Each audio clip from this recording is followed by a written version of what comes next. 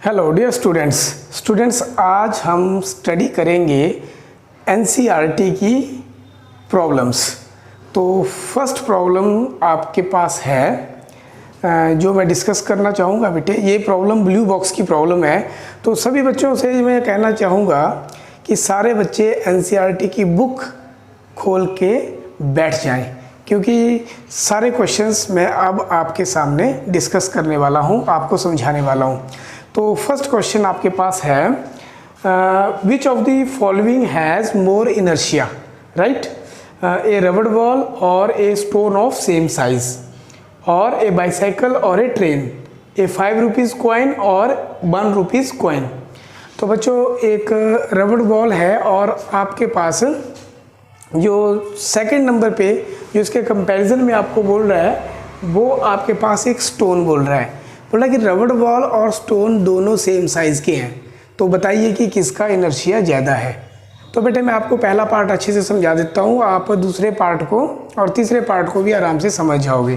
तो बेटे जो इनर्शिया जो है वो प्रॉपर्टी है, इनहेरेंट प्रॉपर्टी किसी भी मटेरियल बॉडी की, जिसके कारण ऑब्जेक्ट जो है वो रजिस्ट करता है, उसके अंदर कोई भी चेंज ना आए, राइट?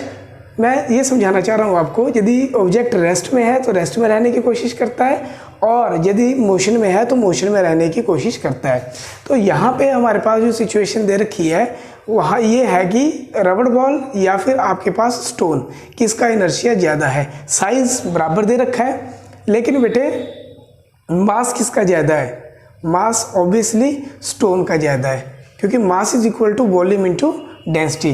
तो जिसका मास ज़्यादा होगा उसका इनर्शिया अल्टीमेटली ज़्यादा होगा। तो आपका ये फर्स्ट क्वेश्चन है, फर्स्ट पार्ट ये आपने सॉल्व कर लिया। अब हम सेकंड पार्ट पे आते हैं। ए बाईसाइकिल और ट्रेन, तो ऑब्वियसली ट्रेन आएगा, और एक 5 रुपीज़ कॉइन और 1 रुपीज़ कॉइन, तो ऑब्वियसली आपके पास 5 रुपीज़ कॉइन आएगा। ठीक है बेटे। उसके बाद नेक्स्ट क्वेश्चन आपके पास सिचुएशनल क्वेश्चन देता है। जैसे यहाँ पे बताता हूँ आपको मैं, ये एक गेंद है बेटे, है ना। अब इस गेंद को क्या करता है एक प्लेयर फुटबॉल का, इसको किक करता है बेटे, ठीक है। अब किक करके ये गेंद कहाँ जाती है? ये गेंद यहाँ पे जाती है दूसरे प्लेयर पे। होता है ना जब आप फुटबॉल खेलते हो तो पासिंग गेम होती है ये, तो पासिंग गेम में क्या करता है एक प्लेयर दूसरे प्लेयर को पास करता है, राइट? क्या करता है? दूसरे प्लेयर को पास करता है। अब जब वो पास करेगा तो दूसरे प्लेयर के पास जैसे ही गेंद पहुंची तो उसने क्या किया, उसने डिफ्लेक्ट कर दिया गेंद को दोबारा। किसकी तरफ कर दिया डिफ्लेक्ट? गोलकीपर की तरफ। यहाँ पे क्या आपके पास गोलकीपर, राइट? अब गोलकीपर क्या करेगा, उस गेंद को कलेक्ट करेगा, रोकेगा उसको, ठीक है। तो गोलकीपर ने यहाँ पे क्या कर लिया, कलेक्ट कर लिया गेंद को, और कलेक्ट करने के बाद क्या कर दिया, दोबारा से किक कर दिया, ठीक है, ओपोनेंट की तरफ, राइट? तो यहाँ पे आपको ये बोल रहा है कि बताओ कितनी बार वेलोसिटी में चेंज हुआ। तो बेटा अब ध्यान से देखो, यहाँ से गेंद को फर्स्ट प्लेयर ने किक किया तो फर्स्ट चेंज यहाँ पे आएगी वेलोसिटी की, किसकी? फुटबॉल की। इसने आती हुई गेंद को फिर किक कर दिया तो यहाँ पे क्या आएगा आपके पास? सेकंड चेंज आएगा। और इसने क्या किया, इसने जो गेंद आ रही थी उसको रोका, रेस्ट पे किया, तो यहाँ पे थर्ड चेंज आ गया जब उसने उसको क्या किया, रेस्ट पे किया।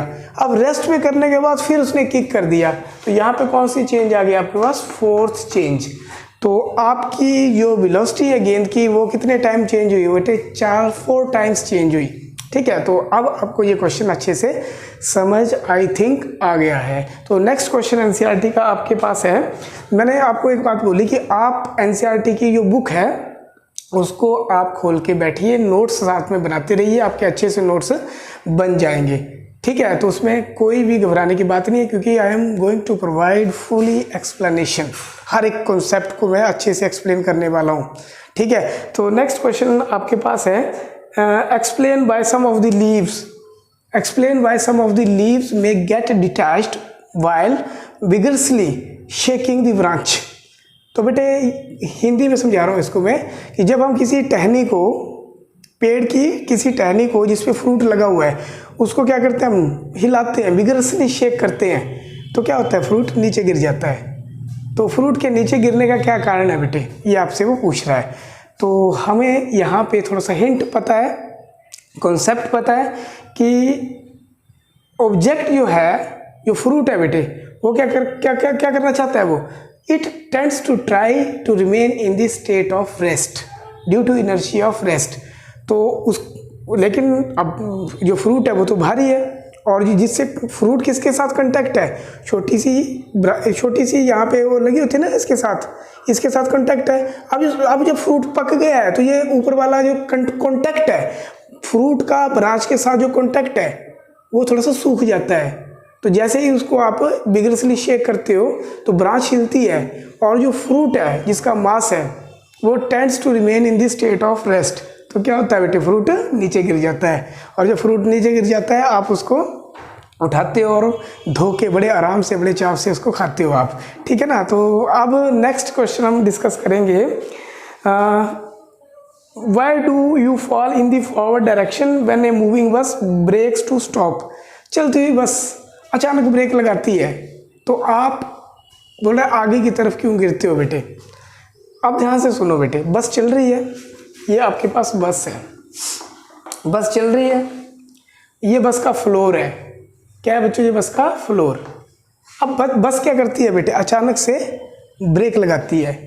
यहाँ पे बस की सीट है बेटे, है ना, यहाँ पे आप बैठे हुए, आपके पैर, आपके जो फुट है वो बस के फ्लोर के ऊपर है, ठीक है। अब बस आपकी अचानक ब्रेक लगाती है तो आपका जो कॉन्टैक्ट पॉइंट है lower part of the body का, यानी कि आपके पैर, वो किसके साथ अटैच्ड है, फ्लोर के साथ। जब वो फ्लोर के साथ अटैच्ड है तो अल्टीमेटली आपके पैर कैसे हो जाएंगे, रेस्ट पे आ जाएंगे, राइट। और जो upper part of the body है, ठीक है, जैसे आपकी बैकबोन है, it tends to remain in the state of motion. तो बेटे नीचे आपकी कोई टांगे पकड़ ले, ऊपर से आपको कोई धक्का मारे तो कैसे जाओगे आप, आगे की तरफ गिरोगे, you will fall in the back forward direction. तो ये इजी वन है। इसके साथ अब मैंने आपको जब चैप्टर में ये क्वेश्चन करवाया था तो उसमें ये भी चीज़ें मैंने बताई थी कि जैसे चलती हुई बस से अचानक आप उतरते हो नीचे, तो जब आप अचानक से नीचे उतरते हो आप, तो आपको बोला जाता है कि यार भाग लो, राइट। यदि नहीं भागोगे तो क्या होगा, पैर जो ज़मीन के साथ आपके लग जाएंगे, वो कैसे हो जाएंगे, रेस्ट पे हो जाएंगे कि नहीं। और आपकी जो upper part of the body है वो मोशन में रहने की कोशिश करेगी, तो आप नाक के बाहर नीचे गिरोगे, ठीक है।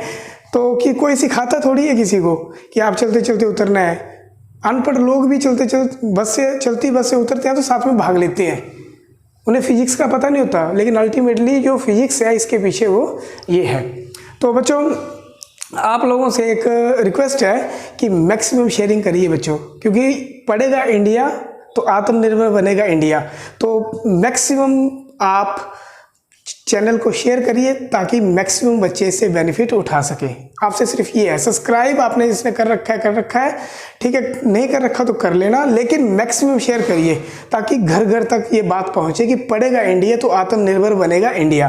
दिस इज़ माई मोटो, ठीक है। मैंने ठाना है, आप भी इसको ठानिए और इसको काम को जरूर करिए। ये कंट्रीब्यूशन है, ठीक है, जो आप मुझे दोगे, और मैं आपको कंट्रीब्यूशन क्या दूंगा, आपको अच्छे से बिल्कुल बढ़िया तरीके से कॉन्सेप्ट को क्लियर करने की कोशिश करूंगा, ठीक है। और बाकी आप कमेंट बॉक्स में जरूर लिखिए कि आपको अच्छे से समझ आ रहा है या कहीं कोई प्रॉब्लम है, ठीक है। जो भी आपकी प्रॉब्लम होगी कमेंट बॉक्स में आप लिखोगे तो ultimately I will solve, this is my promise. तो नेक्स्ट आपके पास क्वेश्चन है, if action is always equal to reaction. बहुत बढ़िया क्वेश्चन है बेटे। न्यूटन थर्ड लॉ बोलता है कि action is always equal to reaction and action and reaction takes place on different objects. तो बच्चों ये बहुत इंपॉर्टेंट क्वेश्चन है कि यदि एक्शन रिएक्शन के इक्वल है तो बेटे घोड़ा जो है, राइट, कैसे आगे की तरफ बढ़ जाता है। घोड़ा जो है, उस घोड़े के साथ क्या है, बग्गी बोलते हैं जिसको आप कार्ट, ठीक है, उसके साथ पीछे लगा पड़ा है। तो यदि एक्शन रिएक्शन के इक्विवेलेंट है तो घोड़ा कैसे फिर आगे चल पाता है, ठीक है। इस डेफिनेशन के मुताबिक तो ये होना चाहिए, ये एक्शन लग रहा है आगे की तरफ, घोड़ा आगे की तरफ फोर्स लगा रहा है, जो बग्गी साथ में अटैच्ड है, जो आपका कंटेनर साथ में अटैच्ड है, वो पीछे की तरफ फोर्स लगा रहा है। तो action is equal to reaction. तो आपका घोड़ा कैसे चल पा रहा है। तो बच्चों इस क्वेश्चन को एक बार ध्यान से देखो, मैं डायग्रामेटिकली बताता हूँ आपको। जब आपका जो घोड़ा है बेटे, ठीक है, जमीन को, ग्राउंड को, राइट, ग्राउंड को क्या करता है, पुश करता है, ठीक है, पीछे की तरफ, ठीक है, यहाँ क्या कर रहा है, पुश कर रहा है पीछे की तरफ। तो रिएक्शन जो ग्राउंड प्रोवाइड करवा रहा है वो इसके इक्वल एंड ऑपोजिट। अब ध्यान से देखो बेटे, आप यहाँ पे ये जो रिएक्शन है इसका कुछ पार्ट किस तरफ लग रहा है, हॉरिजॉन्टल डायरेक्शन में। किस डायरेक्शन में लग रहा है बेटे, हॉरिजॉन्टल डायरेक्शन में। जो रिएक्शन का कुछ पार्ट है वो किस तरफ लग रहा है, हॉरिजॉन्टल डायरेक्शन में, आगे की तरफ लग रहा है, ठीक है। कई बार होता है ना, जैसे मैं आपको समझाने की कोशिश करता हूँ, आपके पास ब्रीफ केस है, ये मान लो ब्रीफ केस है ना, अब आप इसको यहाँ से खींचते हो, आप यहाँ पे फोर्स लगाते हो ना आप इसको, तो ये फोर्स आप यहाँ से लगा रहे हो, ठीक है। तो इस फोर्स का कुछ प्रभाव हॉरिजॉन्टल के अलॉन्ग भी लगता है, जिससे आपका ब्रीफ केस आगे की तरफ चलता है। तो ऐसे ही हो रहा है यहाँ पे घोड़ा पीछे की तरफ पुश कर रहा है और ग्राउंड आगे की तरफ रिएक्शन कर रहा है। तो action and reaction are equal and opposite, but इसका कुछ पार्ट ग्राउंड की तरफ भी कंट्रीब्यूट हो रहा है। तो रिएक्शन फोर्स का कुछ पार्ट मतलब कंपोनेंट बोल सकता हूँ उसको मैं, कंपोनेंट ऑफ रिएक्शन फोर्स आपका हॉरिजॉन्टल डायरेक्शन में एक्ट कर रहा है। यदि कंपोनेंट हॉरिजॉन्टल डायरेक्शन में एक्ट कर रहा है और यहाँ पे जो पीछे आपने कंटेनर लगा रखा है, यदि उसकी फ्रिक्शनल फोर्स से ज़्यादा है हॉरिजॉन्टल कंपोनेंट की वैल्यू, तो अल्टीमेटली आपका जो घोड़ा है वो आगे की तरफ चल पाएगा और कार्ट को पुश कर पाएगा, ठीक है बेटे। तो जो हॉरिजॉन्टल कंपोनेंट है वो ज़्यादा होना चाहिए फ्रिक्शनल फोर्स से। फ्रिक्शनल फोर्स क्या होती है, थोड़ा सा मैं आपको बताता हूँ बेटे। जब भी हम लोग किसी ऑब्जेक्ट को एक सरफेस के ऊपर हम चलाने की कोशिश करते हैं, तो यहाँ पे कॉन्टैक्ट पॉइंट है बॉडी का और सरफेस का, वहाँ पे opposing force comes into play and that force is termed as frictional force, ठीक है। तो ये फोर्स क्या करती है, अपोज करती है मोशन को, लेकिन हर बार अपोज नहीं करती, कई जगह सपोर्ट भी करती है, ठीक है। वो हम लेटर ऑन हायर स्टडी में भी उसको हम पढ़ेंगे। लेकिन अभी तक आप अपने दिमाग में ये चीज़ बिठाओ कि जो फ्रिक्शन फोर्स है जो वो अपोज करती है मोशन को। Friction force comes into play whenever there is relative motion between two surfaces in contact. जैसे ये मेरा हाथ है ना, हाथ के ऊपर मैं ऐसे इसको चला रहा हूँ, है ना, तो इस हथेली पे दूसरी हथेली को मैं आगे की तरफ पुश कर रहा हूँ, तो भी मुझे क्या लग रहा है, बैकवर्ड फोर्स लग रही है, ठीक है। तो जो बैकवर्ड फोर्स दो सरफेसेस के कांटेक्ट में आने के कारण लगती है, उस फोर्स को हम फ्रिक्शनल फोर्स हम बोलते हैं। तो बच्चों नेक्स्ट क्वेश्चन आपके पास है, ये थोड़ा न्यूमेरिकल प्रॉब्लम है, इसको हम आराम से करते हैं। From A rifle of mass 4 kilogram, A bullet of, है ना, राइफल ऑफ मास 4 किलोग्राम। तो राइफल का मास दे रखा है हमें, कितना दे रखा है, मास ऑफ राइफल, ठीक है, 4 किलोग्राम, ठीक है। इससे हम क्या कर रहे हैं, एक बुलेट को फायर कर रहे हैं। बुलेट का मास कितना आपके पास 50 ग्राम दे रहा है वो, ठीक है। तो इसको किलोग्राम में कन्वर्ट कर लो आप, 50 बाय में 1000, है ना, किलोग्राम में हो जाएगा ये। तो ये आपके पास आ गया 0.05 kg, ठीक है बेटे, ये मास ऑफ द बुलेट। और आगे ये बोल रहा है कि moving along the same line and direction with a velocity of एक दोबारा सुन लो बेटे आप, from a rifle of mass 4 kg a bullet of mass 50 gram is fired with an initial velocity of 35 metre पर सेकेंड, 35 मीटर पर second. Calculate the initial required velocity. तो initial required velocity आपको बोल रहा है। तो बेटे जब भी आपके पास ये क्वेश्चन आए, इनिशियल वेलोसिटी कितनी दे रहा है वो, 35 मीटर पर सेकेंड, ठीक है। बुलेट की वेलोसिटी गिवन है।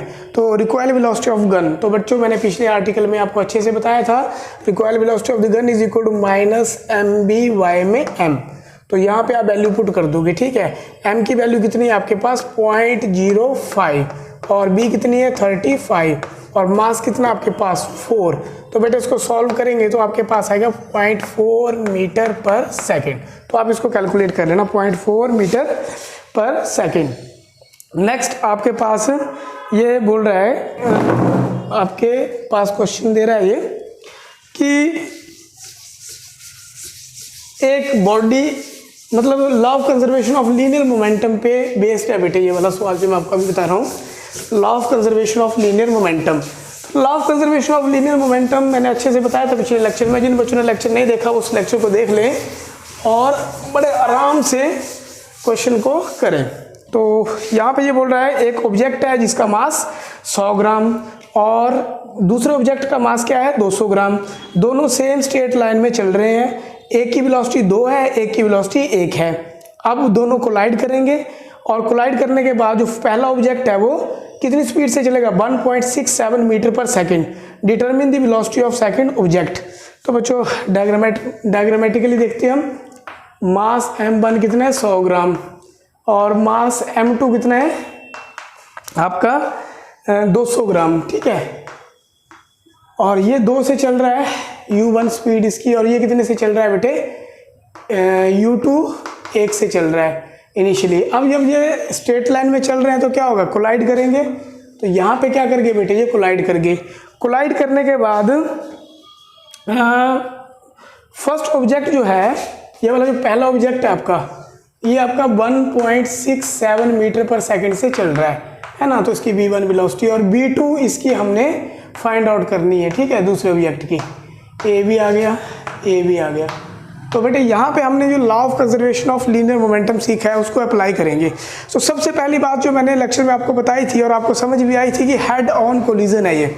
ऐसा कोलिजन है ये हेड ऑन कोलिजन। तो हेड ऑन कोलिजन में क्या होता है बेटे, हेड ऑन कोलिजन में कोलाइड करने के बाद जो बॉडीज हैं वो सेम डायरेक्शन पकड़ लेती हैं, ठीक है बेटे।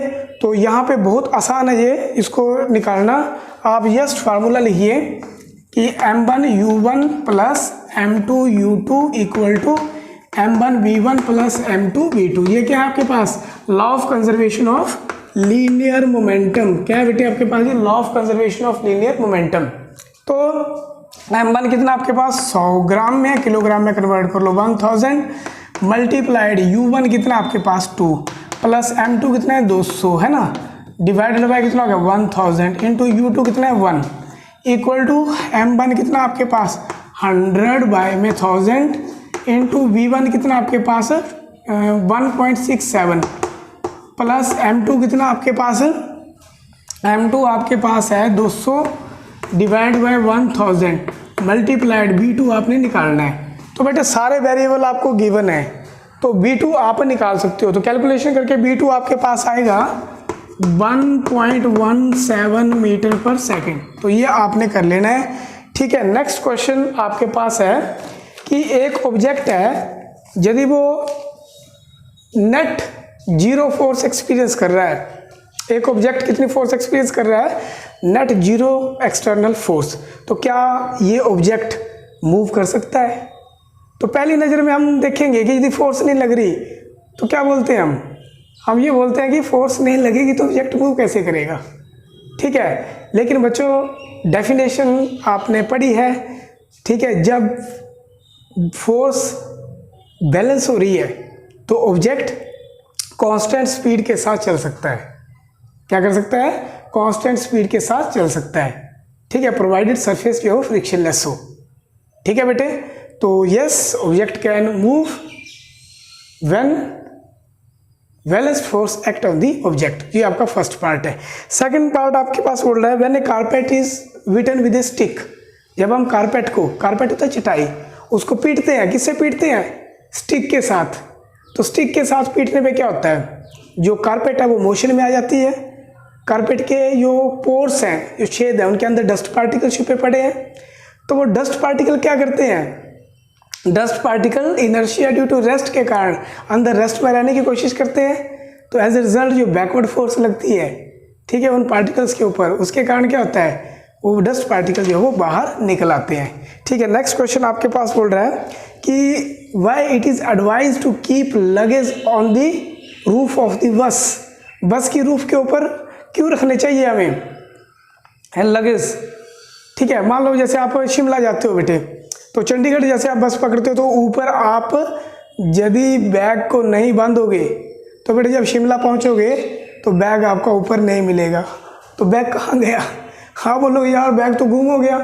बैग कैसे गुम हो गया आपका, बैग इसलिए गुम हो गया क्योंकि जब बस ने नंबर ऑफ टर्न्स लिए, पहाड़ी रास्ते से जा रहे हो आप, तो बस ने क्या किया बहुत सारे टर्न लिए, तो जैसे ही बस ने टर्न लिया तो बेटा क्या हुआ, आपके बैग ने भी टर्न ले लिया इनर्शिया ड्यू टू डायरेक्शन के कारण, और गिर गया किसी खाई में। अब शिमला की कड़की ठंड में आप लोग मरो, ठीक है, क्योंकि वहाँ पे तो सुबह 4 बजे यदि बस पहुँच जाए तो कुल्फ़ी जम जाएगी 6 बजे तक, क्योंकि दुकानें भी चाहेगी 6 बजे से पहले नहीं खुलती। मेरे साथ हो चुका है ये, that's why I am explaining this. तो इट इज़, बैग नहीं गिरा मेरा, लेकिन मैं 4 बजे पहुँचा हूँ, ठीक है, किसी पर्पज़ से। तो वहाँ पे 2 घंटे बिताना मेरे लिए, मुझे पता है कितना मुश्किल है, ठीक है। बैग लेके गया होता तो अल्टीमेटली बैग खोल के आराम से वहाँ पे मैं रेस्ट कर सकता था, ठीक है, गर्म कपड़े वगैरह जो भी वटएवर थिंग्स, तो उनकी बात हम नहीं करेंगे। तो आगे डिस्कस करेंगे बेटे हम कि क्यों करते हैं हम लगेज को kept, due to inertia due to direction. जैसे ही बस शार्प टर्न लेगी तो आपका जो बैग जो बंधा पड़ा है वो भी टर्न लेगा, लेकिन बंधा होने के कारण वो नीचे खाई में नहीं गिरेगा, ठीक है। नेक्स्ट क्वेश्चन आपके पास है, a batsman hits a cricket ball then rolls on a level ground after covering a short distance the ball comes to rest. तो बेटा क्रिकेट की बात आती है तो सारे बच्चे खुश हो जाते हैं, क्रिकेट का नाम सुनते ही खुश हो जाते हैं, क्योंकि सभी बच्चे लगभग क्रिकेट खेलते हैं। तो जैसे ही बैट्समैन हिट करेगा गेंद को तो क्या होगा, गेंद रोल करेगी अलोंग द ग्राउंड।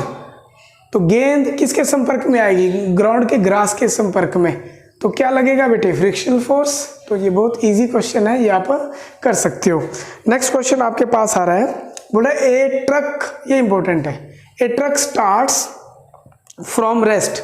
तो यदि ट्रक रेस्ट से स्टार्ट करता है तो initial velocity of this truck कितनी होगी बेटे, 0, और रोल्स डाउन ए इंक्लाइंड प्लेन, ये आपका इंक्लाइंड प्लेन है, ठीक है, यहाँ से ट्रक आपका रोल कर रहा है। तो बेटे इंक्लाइंड प्लेन क्या होता है, ठीक है, ये जैसे मेरा हाथ क्या है, हॉरिजॉन्टल प्लेन है, ठीक है। यदि मैं इस हाथ को ऐसे उठा लूँगा, राइट, तो क्या बन जाएगा ये इंक्लाइंड, किसके साथ, हॉरिजॉन्टल के साथ, हॉरिजॉन्टल प्लेन के साथ क्या बन जाएगा ये इंक्लाइंड प्लेन। ये हाथ क्या है, इंक्लाइंड प्लेन। कई बार आप सीढ़ी भी लगाते हो छत के ऊपर, तो वो भी क्या आपके पास इंक्लाइंड प्लेन। तो ऐसे इंक्लाइंड प्लेन पे एक ढलान पे, ढलान बोल सकते हो आप इसको, ढलान पे ट्रक नीचे की तरफ आ रहा है और कांस्टेंट एक्सेलरेशन के साथ, राइट, कांस्टेंट एक्सेलरेशन के साथ आ रहा है, और कितना ट्रैवल करता है, डिस्टेंस एस ट्रैवल करता है ये 400 मीटर, और कितना टाइम लेता है, t is equal to 20 second. कितना टाइम लेता है बच्चों, t is equal to 20 second. तो इसकी एक्सेलरेशन फाइंड आउट करिए। तो बच्चों एक्सेलरेशन फाइंड आउट करना बहुत आसान है, आप यहाँ पे फार्मूला लगाओगे, s is equal to half at square, ठीक है। u इसलिए नहीं लोगे यहाँ पर क्योंकि u क्या है आपके पास, 0 है, तो ये आपके पास आ गया हाफ, और a कितना आ गया आपके पास, ठीक है, हमने निकालना है, और यहाँ पे कितना आपके पास आ गया 400 इंटू कितना आपके पास t, ठीक है, 20 मल्टीप्लाई बाय 20 कितना हो गया आपके पास ये, तो ये कैंसिल हो जाएगा आपके पास। तो a कितना आएगा आपके पास, 2 मीटर पर सेकेंड स्क्वायर। तो ये एक्सेलरेशन है आपके ट्रक की। तो आप बोल रहे हैं find the force acting on it if its mass is 7 metric ton. तो बच्चों 7 मीट्रिक टन क्या दे रखा है उसने, ये बच्चों मास दे रखा है। तो 1 मीट्रिक किसके बराबर होता है, 1 मीट्रिक टन 10 की पावर 3, राइट। तो ये आ गया आपके पास मास, किलोग्राम में हमें कन्वर्ट करना पड़ेगा। तो फोर्स कितनी आ जाएगी आपके पास, 7 मल्टीप्लाइड 10 की पावर 3 इंटू 2, तो हमारे पास कितना हो जाएगा 14, ठीक है, 1, 2 और 3 न्यूटन, 14,000 न्यूटन। तो ये आपके पास आ जाएगा। नेक्स्ट आपके पास क्वेश्चन बोल रहा है कि एक स्टोन है, ठीक है, इसको मैं ऑरली करवा दूंगा, उसको आपने फ्रोजन लेक पे, राइट, एक जमी हुई झील है, उसके ऊपर आपने क्या किया, उसको चलाया बेटा, क्या किया आपने, उसको चलाया उसने आपने फ्रोजन लेक पे एक स्टोन को। तो क्या हुआ, स्टोन थोड़ी देर के बाद रेस्ट में आ गया। तो बेटे जब स्टोन रेस्ट में क्यों आएगा बताना, क्योंकि फ्रिक्शनल फोर्स एक्ट करेगी फ्रोजन सरफेस और किसके बीच, फ्रिक्शनल फोर्स एक्ट करेगी स्टोन के बीच। तो ड्यू टू फ्रिक्शनल फोर्स आपका स्टोन जो है बेटे वो अल्टीमेटली रेस्ट पे आ जाएगा। तो ये क्वेश्चन करने की आपको ज़्यादा ज़रूरत नहीं है। नेक्स्ट आपके पास ये बोल रहा है कि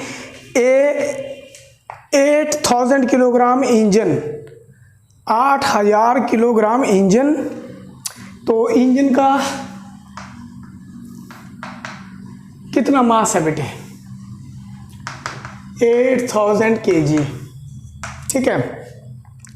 पुल से ट्रेन ऑफ 5 वैगन्स, तो बच्चों ये इंजन है आपका, और इसके साथ 1 2 3 4 और 5 डिब्बे लगे हैं, इनको पुल कर रहा है बेटे।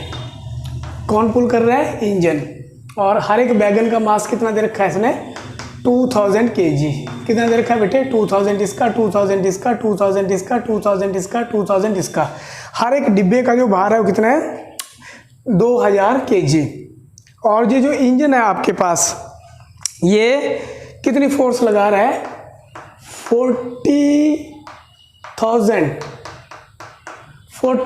40,000 की फोर्स से ये इसको पुल कर रहा है। अब जो इंजन है पटरी पे दौड़ रहा है बेटे, तो पटरी फ्रिक्शन कितना प्रोवाइड करवा रही है? 5000 न्यूटन। कितना फ्रिक्शन प्रोवाइड करवा रही है? 5000। इंजन चला रहा है आगे, 40,000 से खींच रहा है, फ्रिक्शन उसको पीछे की तरफ लेके जा रहा है, तो नेट फोर्स कितनी लगेगी? तो नेट फोर्स, पहला क्वेश्चन बोल रहा है नेट एक्सेलरेटिंग फोर्स। तो बेटे बड़ी फोर्स माइनस छोटी फोर्स, तो कितनी आ जाएगी आपके पास? 40,000 में से हम 5000 निकालेंगे तो हमारे पास आएगी 35,000 न्यूटन। सेकंड पार्ट में बोल रहा है एक्सेलरेशन ऑफ द ट्रेन। तो बच्चों एक बात ध्यान से दिमाग में बिठा लो कि जब ट्रेन चलती है बेटे, मान लो आप फाटक पे खड़े हो आप, और ऑब्जर्व करिए बेटे, यदि कांस्टेंट स्पीड से, कांस्टेंट वेलोसिटी से ट्रेन चल रही है आपकी, राइट, तो क्या होगा बेटे? हर एक डिब्बा जो है जब आप क्रॉसिंग पे उसको ऑब्जर्व कर रहे हो तो सेम स्पीड से निकलेगा, क्योंकि सारा क्या है? एक अटैच्ड सिस्टम है। तो अटैच्ड सिस्टम में एक्सेलरेशन कॉमन होती है। तो एक्सेलरेशन कितनी आ गई आपके पास? नेट फोर्स बाय में मास। तो नेट फोर्स कितनी आपके पास? 35,000 न्यूटन। और मास कितना है? कितनी बुग्गी है? 5। कितने डिब्बे हैं? 5। एक कितना है? 2000। तो कितना होगा आपके पास यहाँ पे? 10,000, राइट। तो यहाँ पे 3.5 न्यूटन ये आपके पास एक्सेलरेशन आएगी। कितनी आएगी बेटे? 5000। 3.5 न्यूटन नहीं बोलेंगे इसको, मीटर पर सेकंड स्क्वायर बोलेंगे इसको, ठीक है। नेक्स्ट पार्ट आपके पास है force of wagon 1 on wagon 2। ये इंपॉर्टेंट है बेटे, बच्चों को यहाँ पे इसमें दिक्कत आती है। Force on wagon 1 on wagon 2, right. तो अब देखो बेटे, वैगन 1 के ऊपर फोर्स कितनी आएगी? मास इंटू एक्सेलरेशन। मास कितना है? 2000। एक्सेलरेशन कितनी है? 3.5। तो ये कितने आ गए आपके पास? 7000 न्यूटन, ठीक है। आ जाएगी बेटे कि नहीं ये? तो ये 7000 न्यूटन आ गई। अब पहले के ऊपर तो लग रही है 7000, तो बेटे टोटल कितनी लग रही है? टोटल लग रही है 35,000। तो बाकी जो पीछे जो बच गई फोर्स, वो कितनी बच गई आपके पास? 35,000 पीछे की तरफ लग रही है। तो ये वाली फोर्स यहाँ से माइनस हो जाएगी। तो 35,000 माइनस 7,000 कितना गया आपके पास? 28,000, 28,000 न्यूटन। तो ये भी क्वेश्चन आपका आसान था। नेक्स्ट आपके पास बोल रहा है कि ये automobile vehicle has a mass of 1500 kilogram. 1500 kilogram का एक ऑटोमोबाइल है आपके पास। मान लो टेम्पो, मान लो आप बड़े वाला टेम्पो, ठीक है, थोड़ा मीडियम साइज का जो ट्रक होता है, 1500 किलोग्राम का है। What must be the force between the vehicle and the road, right. So friction force की बात कर रहा है ये। क्या कर रहा है बेटे? ये फ्रिक्शन फोर्स की कि what must be the force between the vehicle and the road if the vehicle is to be stopped with a negative acceleration।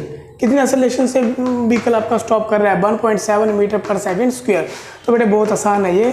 Force is equal to mass into acceleration. तो ये 1500 multiplied minus 1.7, minus इसलिए ले रहे हैं क्योंकि acceleration जो है वो रिटार्डिंग नेचर की है। तो जब इसको सॉल्व करेंगे तो हमारे पास आएगा -2550 न्यूटन, ठीक है बेटे। नेक्स्ट आपके पास बोल रहा है कि मोमेंटम का फार्मूला बताइए। तो मोमेंटम का फार्मूला कितना होता है आपके पास? Mass into velocity. और नेक्स्ट क्वेश्चन है आपका, ये बहुत इंपॉर्टेंट है, बोला 2 object each of mass 1 kilogram. 2 object हैं, each of mass 1.5 kg are moving same straight line. Same straight line में मूव कर रहे हैं बट इन ऑपोजिट डायरेक्शन। ठीक है, ये m1 मास है, ये m2 है, दोनों इक्वल है लेकिन ऑपोजिट डायरेक्शन में मूव कर रहे हैं। और बेटे वेलोसिटी कितनी है दोनों की? 2.5 मीटर पर सेकेंड, 2.5 मीटर पर सेकेंड। उसके बाद ये दोनों आपस में कंबाइन करते हैं बेटे, और कंबाइन करने के बाद ये बोल रहा है कि कंबाइंड सिस्टम की वेलोसिटी को आप बताइए कि कंबाइंड सिस्टम की वेलोसिटी जो है वो कितनी होगी, velocity of the combined system. तो बच्चों बहुत इंपॉर्टेंट सवाल है ये आपका, और प्योरली बेस्ड है law of conservation of linear momentum के ऊपर। तो इसको हम बताएंगे आपको कि आपने इसको कैसे सॉल्व करना है बेटे। तो सबसे पहले आप जब भी law of conservation of linear momentum के क्वेश्चन बेटा करो तो मैं आपको एडवाइस करता हूँ कि आप हमेशा क्या लगाइए, आप हमेशा बेटे जब भी ऐसे क्वेश्चन सॉल्व करोगे तो डायग्राम जरूर बनाइए, बिना डायग्राम के आपका काम नहीं चलेगा। तो यहाँ पे हमारे पास है m1 मास, m2 मास, और दोनों ऑपोजिट डायरेक्शन में है, फिर कोलाइड कर जाएंगे और कोलाइड करने के बाद स्टिक हो जाएंगे और कॉमन वेलोसिटी पकड़ लेंगे, राइट। तो m1 m2, तो law of conservation of momentum क्या बोलता है? m1 u1 plus m2 u2 equal to m1 plus m2 into जब कंबाइन हो जाएंगे तो कॉमन वेलोसिटी। तो m1 कितना आपके पास है? 1.5 और u1 शायद 2.5 है। अभी दूसरा अपोजिट डायरेक्शन में है तो माइनस हो जाएगा 1.5 इंटू 2.5, और यहाँ पे आपके पास आ गया 1.5 प्लस 1.5 इंटू बी। तो बेटे ये जीरो हो गया, तो 3b, तो विच इम्प्लाई दैट 3 तो जीरो है नहीं, तो b इज इक्वल टू 0। तो यहाँ पे यदि आप इसको डायरेक्टली भी करना चाहो तो आप एक कॉन्सेप्ट लगा सकते हो कि इनिशियल मोमेंटम निकाल लो पहले। यदि इनिशियल मोमेंटम जीरो है तो फाइनल मोमेंटम भी क्या होगा बेटे? जीरो होगा आपके पास। ठीक है, इनिशियल मोमेंटम जीरो है तो फाइनल मोमेंटम भी क्या होगा आपके पास? जीरो होगा। तो ये आपका क्वेश्चन मैंने law of conservation of linear momentum का सॉल्व कर दिया। नेक्स्ट क्वेश्चन की तरफ हम मूव करेंगे। तो बच्चों नेक्स्ट साथ साथ नोट्स बेटे बनाते रहिए, क्योंकि ये आपके एनसीईआरटी की प्रॉब्लम्स हैं। एनसीईआरटी की बुक भी साथ साथ रखते रहिए, क्योंकि मैं क्वेश्चन आपको सीरियल वाइज करवा रहा हूँ। ठीक है, और बेटे कमेंट जरूर करें, लाइक जरूर करें, शेयर जरूर करें, क्योंकि पढ़ेगा इंडिया तो आत्मनिर्भर बनेगा इंडिया। दिस इज़ माई मोटो। तो अब नेक्स्ट क्वेश्चन आपको करवाने जा रहा हूँ मैं। बोल रहा है कि according to the third law of motion, when we push on an object, the object pushes back on us with an equal and opposite force. If the object is massive truck parked along a road side, एक truck road के side park किया है, आपने उसको force लगाया, तो action is equal to reaction, आपके ऊपर भी फोर्स लगा, ऐसा क्वेश्चन में बोल रहा है ये।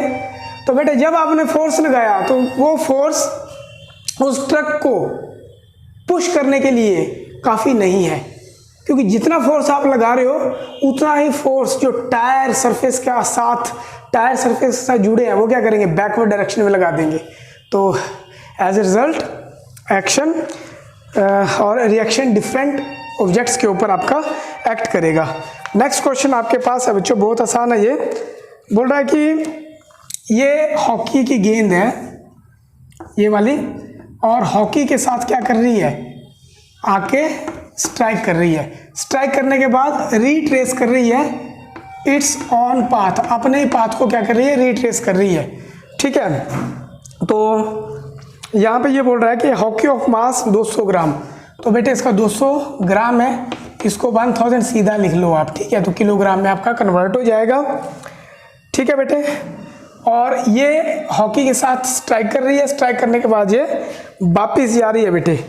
ठीक है, तो 5 मीटर पर सेकंड से ये वापस जा रही है, 5 मीटर पर सेकंड से ये वापस जा रही है।